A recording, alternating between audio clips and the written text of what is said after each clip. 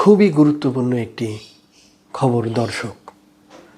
ভারতের সেনাপ্রধান পাকিস্তানের সঙ্গে যুদ্ধে ভারতের সামনে ছিল 3 প্রতিপক্ষ, এ কথা বলেছেন। অর্থাৎ ভারতের উপসেনাপ্রধান বলেছেন, পাক ভারত যে যুদ্ধ হয়েছিল সেখানে ভারত 3টি প্রতিপক্ষের সাথে যুদ্ধ করেছে। এর মানে দাঁড়াচ্ছে ভারত শুধু পাকিস্তানের সাথেই যুদ্ধ করেনি, এর সাথে আরও 2 জন প্রতিপক্ষ ছিল। অর্থাৎ পাকিস্তানের সাথে আরও 2টি দেশ ছিল। চলুন দর্শক দেখা যাক ভারতের উপসেনাপ্রধান আর কি বলেছেন। সীমান্তে 3 প্রতিপক্ষের বিরুদ্ধে লড়াই করতে হয়েছে বলে দাবি করেছেন ভারতের উপসেনাপ্রধান lieutenant general Rahul R Singh. তিনি বলেছেন, প্রতিপক্ষ হিসাবে পাকিস্তান সামনে থাকলেও পেছন থেকে চীন এবং তুরস্ক পাকিস্তানকে সাহায্য করেছে।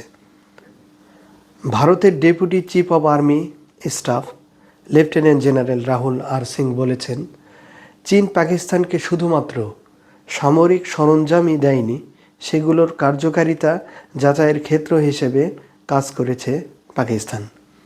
অর্থাৎ চীন শুধু পাকিস্তানকে সামরিক সরঞ্জামই দেয়নি এবং সামরিক সরঞ্জামগুলোর কার্যকারিতা কতখানি, তাদের অস্ত্রগুলো, তাদের বিমানগুলো, তাদের সামরিক সক্ষমতা কতখানি তা যাচাই করে দেখার জন্য পাকিস্তানকে একটি ক্ষেত্র হিসেবে যাচাই করেছে চীন।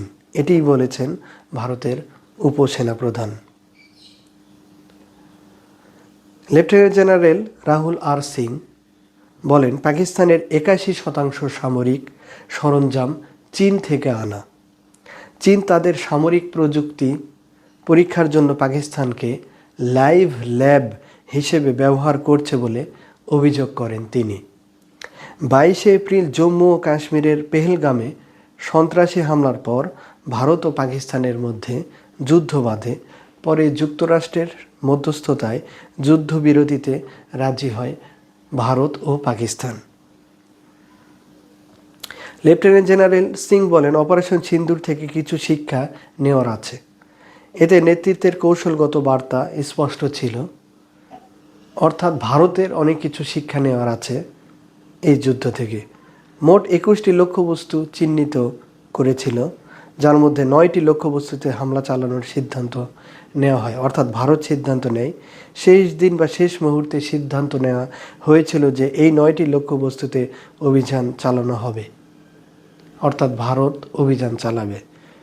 ভারতের উপসেনাপ্রধান আরও বলেন, পাকিস্তানের 81% সামরিক সরঞ্জাম চীনের তুরস্কও গুরুত্বপূর্ণ সহযোগিতা করেছে। তিনি বলেন, ভারতের একটি শক্তিশালী বিমান প্রতিরক্ষা ব্যবস্থা প্রয়োজন।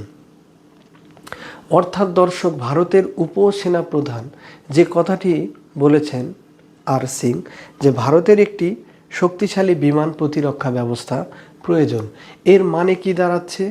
এর মানে দাঁড়াচ্ছে ভারতের যে বিমান প্রতিরক্ষা ব্যবস্থা রয়েছে তারা দাবি করেছিল যে সেটি অনেক শক্তিশালী এবং যে কোনো হামলা মোকাবিলা করতে পারে বা প্রস্তুত থাকে। সেই দাবিটি কিন্তু ভিত্তিহীন হয়ে গেল, মিথ্যা হয়ে গেল। অর্থাৎ ভারত বর্তমানে কোনো শক্তিশালী বিমান প্রতিরক্ষা ব্যবস্থার মালিক নয়। এজন্যই তিনি বলছেন যে একটি শক্তিশালী বিমান প্রতিরক্ষা ব্যবস্থা ভারতের দরকার এ ধরনের প্রতিপক্ষের সাথে যুদ্ধ করার জন্য। এবং উপসেনাপ্রধান হাটে হাড়ি ভেঙে দিলেন।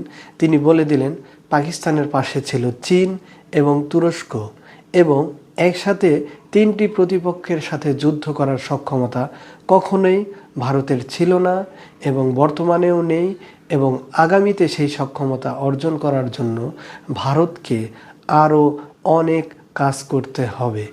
ধন্যবাদ দর্শক, আপনারা খবরটি শুনলেন। সবাই ভালো থাকবেন। আসসালামু আলাইকুম।